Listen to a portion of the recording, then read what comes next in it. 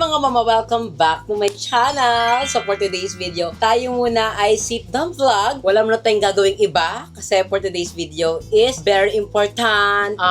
Parang hindi siya masyadong nagagawa sa mga vlogs ng ibang tao. Kasi today tayo ay mag-HIV test. Kasi sa last vlog ko may nag-comment na ito daw eczema ko is hindi daw eczema, HIV na daw. Nakakaloka. So yung nabasa ko yun, ay parang ito yung perfect time na mag-self HIV test ako. Kasi para naman yung mga basher ko dyan, hindi na ako i-bash na ito pangangati ng katawan ko. Ayan oh. Meron kasi akong kati-kati sa katawan guys. And this is eczema.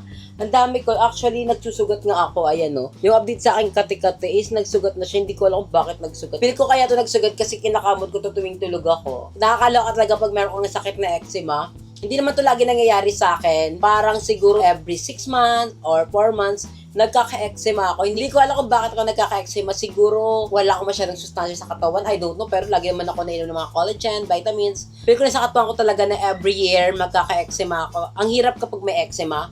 So sa mga nambabash sa akin dyan na, actually hindi sa mga sa nangbabash sa akin dyan na may HIV ako, eto, magtatry ako para sa'yo. Bumili pa ako neto. By the way, itong self-HIV test, meron na itong mga free. Meron sa Love Yourself. Hindi ko alam kung saan pa, pero ilike ko lang dyan sa ating screen. Kung saan kayo pwede makahingi ng HIV test. I know marami sa atin yung nahihiya magpa-HIV test kasi natatakot baka mag-positive. Pero guys, mga mama, mas maganda talaga magpa-HIV test kayo. Lalo na kapag sexually active kayo sa mga sex. So, sex na tayo. Hindi na natin i-ibahin yung lingwahe kasi alam nyo sa panahon ngayon, mga mama, ang dami na po nagkakasakit. Even yung mga teenager, mga bagets. So, hindi sila aware na merong sakit na HIV. So, lagi sila kipagkangkangan without protection. Kaya ako talaga I always promote safe sex. Lagi kayo gumamit ng condom, ng lubricant, lalo na sa mga transisi natin dyan. Hindi po naglalaway. Hindi po kusang naglulubricate ang ating werot. Kailangan po talaga natin ng lubricant. Kasi pag gumagamit kayo ng condom lang, masakit po talaga siya. Kaya kailangan natin ng lubricant. Sorry. Hindi ko siya i-blur. Hindi ko siya i-censor. Nag-vlog pero hindi alam kung anong mga sasabihin. Pero this vlog is for educational purposes. Kaya pag sexually active kayo, please, lagi kayong magpa-HIV test para na din sa kalagayan nyo and para na rin sa ibang tao, diba? Ako personally, hindi naman ako ganun ka-sexually active. Oo, nakikipag-sexy mama, nakikipagkaratan ako kasi tao lang din po ako. Nakakaramdam lang din po ako ng init sa katawan. Kaya magpasensyahan nyo na. Actually, I don't need to explain. I don't need to say sorry because we are all human. Kahit mga viewers ko dyan, imposible hindi ka nakipagkangkangan. Nakakaloka. Pero, go. Let's try this. This is HB.8. Ito yung itsura niya. May mga online page na nagbibigay ng HIV test na free lang. So, nakalagay naman sa screen ko yan kung saan kayo pwede makahingi. So, ito yung mga laman niya. So, ito yung HIV test. Ito naman yung reagent. Ito yung ipapatak mo sa machine or sa test para malaman kung positive ka or negative. This is alcohol pad. Ito, hindi ko to alam pero ito yung pangkuha ng dugo. So, hindi natin ito masyadong kailangan. Lastly, ito naman yung pantuso. Marami ako napanood sa TikTok na nag-self-HIV test sila. Ito din yung masakit. So, tiisin lang natin. Mas masakit pa siguro yung iwan ka ng jowa mo or kangkangin ka ng walang protection. So, tara, let's try na. So, bago tayo mag-HIV test mga mama, itong result na mangyayari sa atin is 3 months before. So, kunyari, nakipag-sex ka kahapon. So, hindi lalabas yung result dito. 3 months before, like, ano bang month ngayon? Ang month ngayon is August. So, ano yung 3 months before August? So, search natin. So, may before yung magiging result neto.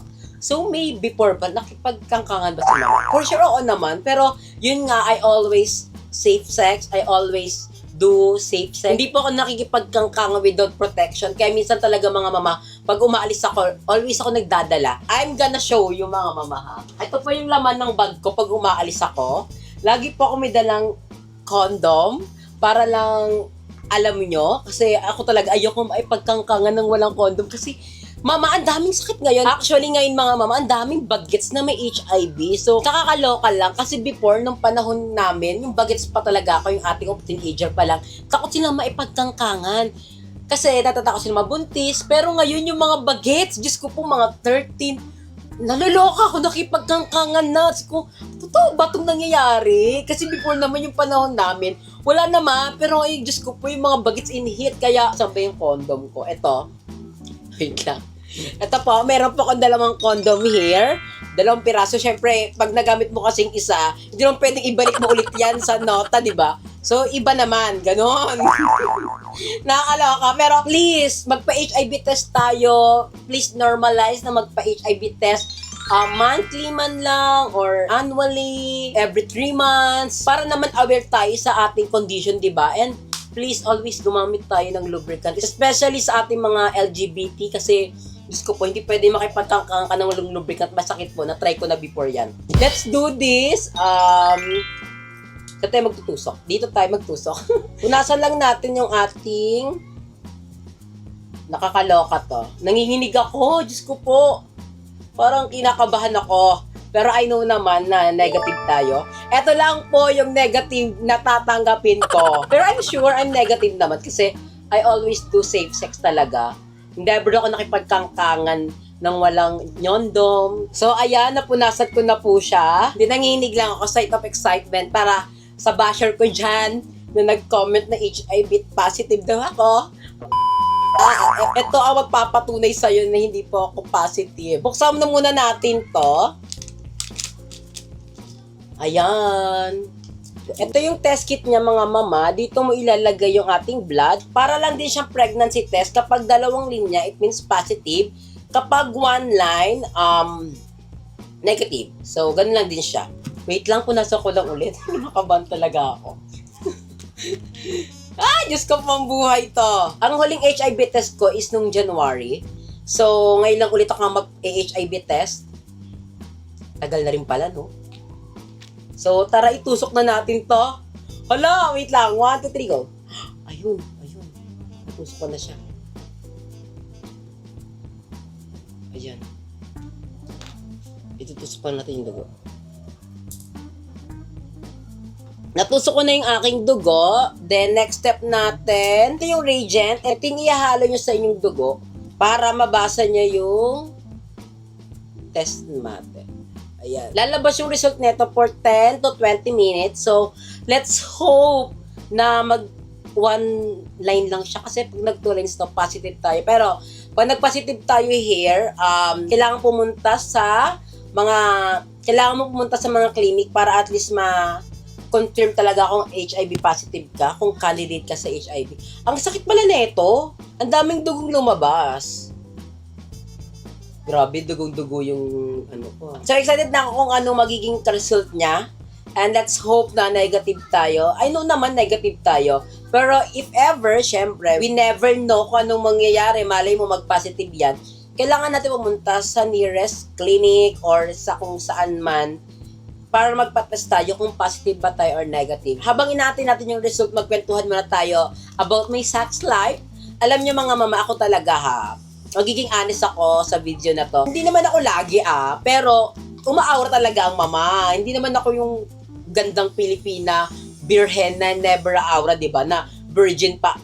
I'm already 26 years old, so hindi ko rin masisisi yung mga tao na nasasarap man sa akin. Charot lang. Alam niyo ba, pumunta ko ng Siargao, naka-aura ako doon.